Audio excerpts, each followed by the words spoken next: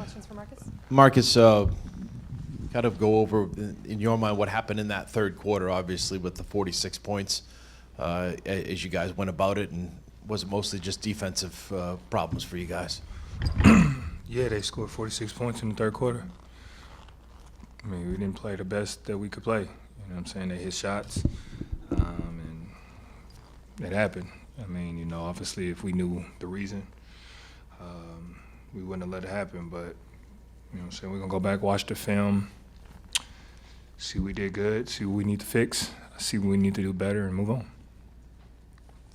Marcus, Joe talked a lot about you guys veering away from the game plan. What were some specific areas where you thought that might have happened tonight? Just defensively, our physicality. We had a game plan to come in and be very physical. First half, we did a pretty good job. Second half, we didn't. And when you're playing against a team like Miami, when you don't come out and execute the game plan, they make you pay. And how much of that came down to you guys needing to adjust to some things maybe they switched up at halftime? I mean, the only thing we need to adjust to is picking up our physicality and playing some damn defense. That's the only thing they switched. They didn't change anything from the first half that they weren't doing. They just upped their physicality, and that was it. There's nothing tactical, X's and O's. It's just coming out and, you know, guard your yard. And they scored 46 in that third, and they got going, and, you know, they made us pay, and it led into the fourth quarter. At the other end, Marcus, you really had the offense moving the ball. I think you had 10 assists in the first half. You guys had 15 overall. You had won the second half. The team, I think, had 7. Was there anything beyond the physicality that they did to try to limit your guys' ball movement, or was that just a matter of them getting into you guys and you not being able to keep the kind of spacing you had in the first half? No, we just got really antsy.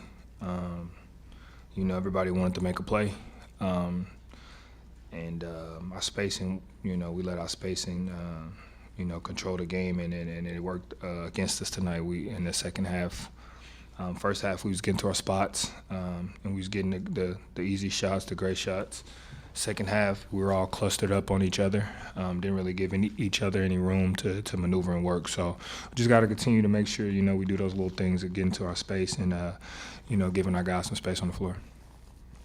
Joe, in that timeout with like 3.5 minutes left, he said that he tried to kind of reconfigure your guys' spacing so you could actually get some ball movement, and then Jimmy started turning you guys over. Jimmy was able to get to where he wanted to on offense. Why was it just so hard to like seize control in those final moments when you were kind of knew what you wanted to do? Well, you know, when those guys get it going, anybody in this league, you know, they start hitting tough shots. They because they started to feel really good, momentum. You know, and the energy, and they had it. For us, we just can't allow that. You know, on both ends, offensively and defensively, we allowed them to do what they wanted to do, get where they wanted to go. And really, you know, for us, we just got to pick it up. You know, knowing that we were playing good in the first half, second half, we got to understand that, you know, that teams are going to come out and up their pressure, especially when they're down. Marcus, looking at the third quarter, obviously this team has some lapses. Is that, you know, something with this team? Is it just basketball? Why do you feel that at times, you know, team struggles with consistency? We get tired of doing the little things sometimes. I think that showed exactly what we was talking about earlier, our spacing. We have a lot of great players, but when we're all on top of each other, nobody can be great. So, you know, you got a good defensive team like Miami, they make you pay for that. So we gotta make sure we do those little things, and we can't get bored with those. And we gotta realize what has got us the lead or what was working for us. Marcus, when they're going on that big third quarter run on you guys, were you at all looking like to the bench? Were you thinking a timeout was coming, or did you feel like the game needed to be stopped and kind of regroup a little bit, or do you feel good about where things were? No, we you know, Joe's real big on a lot of times not bailing us out on stuff when we're playing like shit. So, you know, we got to look ourselves in the mirror. You know, Joe could call a timeout, and then what? We come out and do the same thing. So it's on us, you know. Joe and his coaching staff, you know, they put in a lot of work to come up with a game plan and put us in the right spots to succeed. But they're not out there playing. So, you know, we got to come together and we got to start helping each other out, you know, on both ends.